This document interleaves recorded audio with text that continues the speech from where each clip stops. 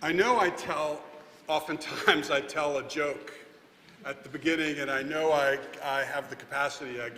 We start kind of a little light, and I don't always start that way. I have to find the joke which fits. If it doesn't fit, I don't tell one, and sometimes I'll tell a story maybe a little different than a joke that's not necessarily so funny. And so I'm going to begin this evening by telling you a very brief story about a 5-year-old boy named Ariel Geller, or probably Ariel Geller. And before I continue, I want to say that this is true and not at all funny. And I mean that. And in fact, I fully anticipate hearing and seeing multiple uncomfortable sounds and movements in about 30 seconds. So I will make you feel uncomfortable in 30 seconds.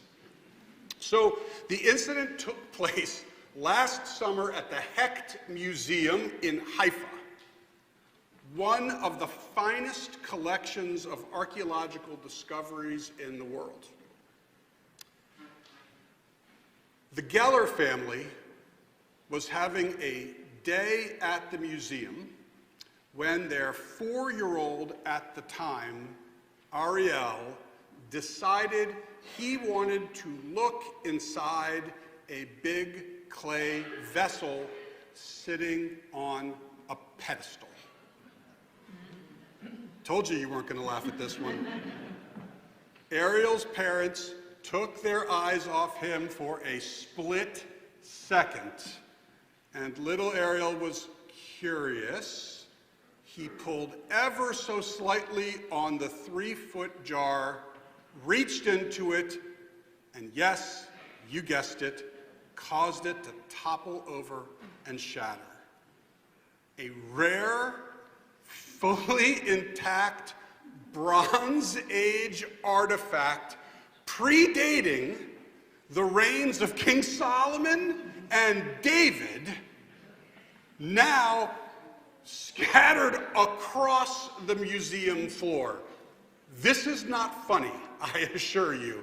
And when I first read about this, I cringed for Ariel's parents. What an absolute nightmare for a parent. But once you get past the "thank God that wasn't my own kid" stage, okay, that's funny and true though, you will have that feeling, it has the capacity to get us thinking. You see, the metaphor of a broken vessel is both jarring and also, that was an accident actually. This was the first time I realized that. All right, let me start back, regain, because that's very funny, and I did not mean it. So it is stirring, and also it's well known, the metaphor of broken vessels. And think about Moses, right? What does he do? He climbs up Mount Sinai, receives the Torah, the 2 tablets of the 10 Commandments. And when he descended with those tablets and saw the Israelites dancing around the golden calf, he was devastated to see a world which looked so different from the one he was accustomed to. His world was broken, and he shattered those tablets. And the broken tablets became a symbol for Moses and the Israelites of their broken world. And at a Jewish wedding, you probably are aware of the tradition of breaking a glass at the end of the ceremony. And while there are many interpretations for why we do this, traditionally it's to remind us of the destruction of the temple. The ancient tradition of breaking a glass was to remind us of what was and is lost to us. 1,000 years prior to the destruction of the temple, the prophet Jeremiah preached to the kingdom of Judah and the people of Jerusalem. Our nation stood at the edge of a national disaster. We were caught between competing external forces and also spiritual decay from within. And so God says to Jeremiah, he says, go down to the potter's house. As one smashes a potter's vessel, so too are the people and the city. Jeremiah's world was broken, and God wanted to make it explicit to him. A broken vessel is our people's most ancient and most enduring symbol for the fragility of our nation. And it seems so pertinent at this time, both in our Jewish world and in our global world. No one needs to be reminded that there has been fighting in Israel and Ukraine over the past few years. That's obvious. But there's also violence and war in so many places beyond Israel and Ukraine. There's nasty civil wars in Sudan, Somalia, Congo. Myanmar is still fighting its civil war. Haiti is terrifyingly dangerous right now. And even though we like to pretend that Afghanistan is basking in the glory of democracy since our departure, I think we all know that is a mere fantasy. America is polarized like never before, so much so that we can't even agree on verifiable facts. Two people can look at the same exact thing and come to diametrically opposite conclusions. Search your social media for the reason that the government is shut down right now, if you need proof. Devastating fires, floods, storms, and tornadoes are so common that we've stopped using terms like once in a lifetime, because we know it's not true. Meanwhile, loneliness and mental health has become a bona fide crisis as people of all ages, but specifically our young people, feel ungrounded, unsafe, unknown. And yes, of course, anti-Semitism. Do you know that according to the Anti-Defamation League, the number of reported incidents in the United States in 2014 was 900. That number quadrupled to almost 3,700 incidents in 2022. That was the year before October 7th. That number tripled to just shy of 10,000 incidents last year, 2024, in the United States alone. In 10 years, we went from 900 incidents to 10,000 reported incidents. That's astonishing. And for the most staggering statistic of them all, and I promise that this is the last bit of math that I will be sharing with you, in the year 2024, 70% of Democrats between the ages of 18 and 40 held strongly anti-Israel views. But wait, 50%, 50, not 15, 50% of Republicans of that age also held strong anti-Israel views. And you know what this means to me? It means that this is not a red versus blue problem. It's a young versus old problem. Our world is broken. You know, in the late 18th and early 19th century,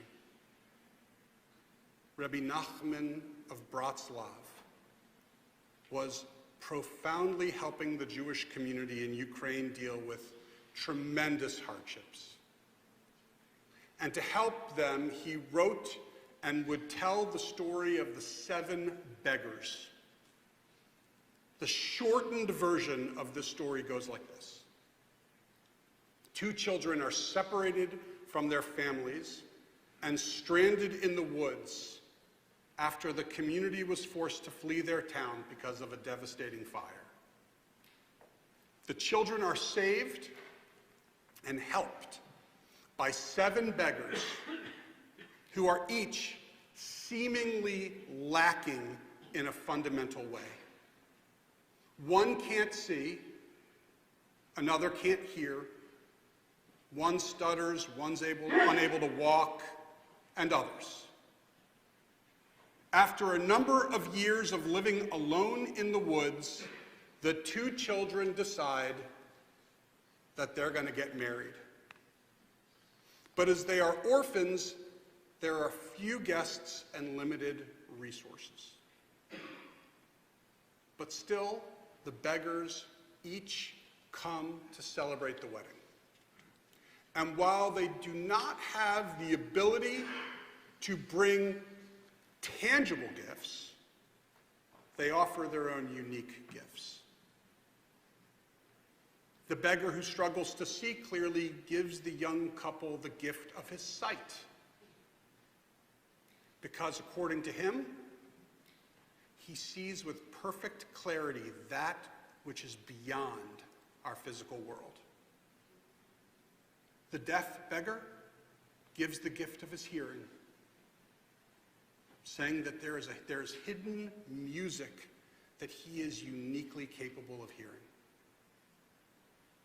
As for the beggar who couldn't walk, his gift was, of course, his ability to carry the world on his shoulders. And the message, of course, is that even in brokenness, there can be strength. Even in difficult times, when we feel defeated and when we feel depleted, it doesn't have to mean that there's no way for us to move forward. The story of the 7 beggars, written by Nachman of Bratslav at a time of deep fear and vulnerability in the 18th century Ukraine, it must have been very satisfying for the people to hear, because they were feeling like they were living in a broken world. Because it comforted them with the thought that their struggle had purpose. Except for one thing in that story. The 7th beggar, he never shows up to the wedding. And at first, it seems like a storytelling mistake, but it's not. It was deliberate. Nachman left out this last beggar because while he was definitely making the point that in our brokenness, all is not lost, still, he didn't want to suggest that everything was fine. Some of the brokenness just couldn't be repaired or redeemed. And I, for one, appreciate the more realistic and not just rosy allegory. And yet, it is the broken pieces which tell a story of loss and failure, rage, and hopefully recovery. The broken pieces remind us of how easy it is to hurt those we love.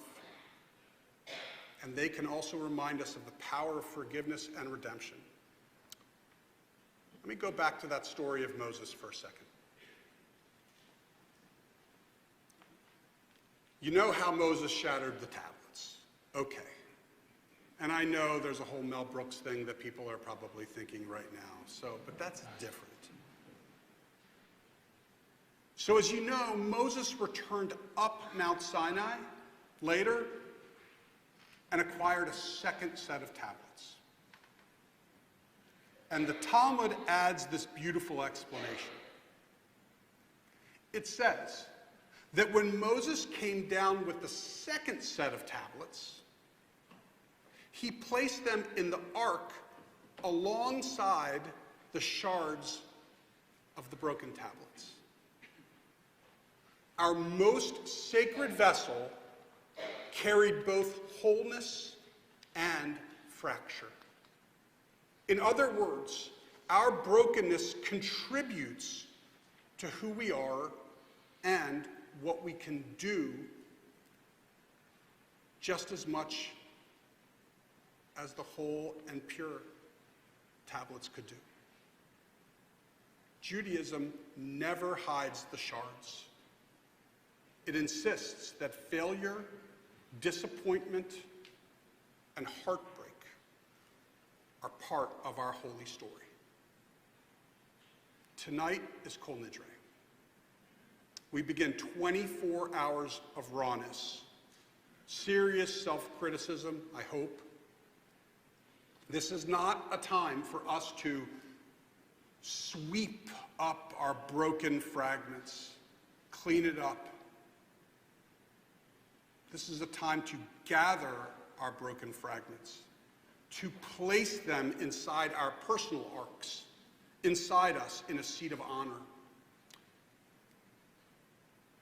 Because whether it's the brokenness of our nation and our world, or a more personal brokenness of lost dreams, lost abilities, and lost relationships, we gather all of these shards and carry them with us as we look toward a new year of greater wholeness. So let's now go back all the way to the beginning. Ariel Geller, the 4-year-old kid. Remember him? Hard to forget him. He shattered a 3,500-year-old clay vessel last summer. So the museum was able to use 3-dimensional technology and high-resolution videos. And if you ask me what that really even means, I can't tell you. I can just tell you that that's what the article said about it. And they were able, through that type of technology, to restore this big vessel, this jar. And they recently called the family to invite them back. Don't worry, it's not going to end badly. So they called them back to see how the vessel had been returned to public display. They knew it was an accident, and they didn't want to be the reason that a curious young boy might be hesitant in the future to go to a museum. And I think the museum got a fair amount of good publicity over this too, so I'm sure it wasn't just totally altruistic. But as for the clay vessel itself, despite the expert restoration, and it really was, cracks and damage are still visible on this jug. But according to the museum's curator, he said everything that happens to an object is part of its history. Broken vessels and all, it's still part of its history. And we live in a broken world, and it's part of our history. And so on this Kol Nidrei, we are reminded of both our personal brokenness and our shared brokenness. We're also reminded that our struggles can be opportunities for repair and for redemption and for hope. For it's all part of our story. We have a rich story of struggle. And we also have a rich story of hope. And most importantly, we have a rich story of life. May this be our blessing.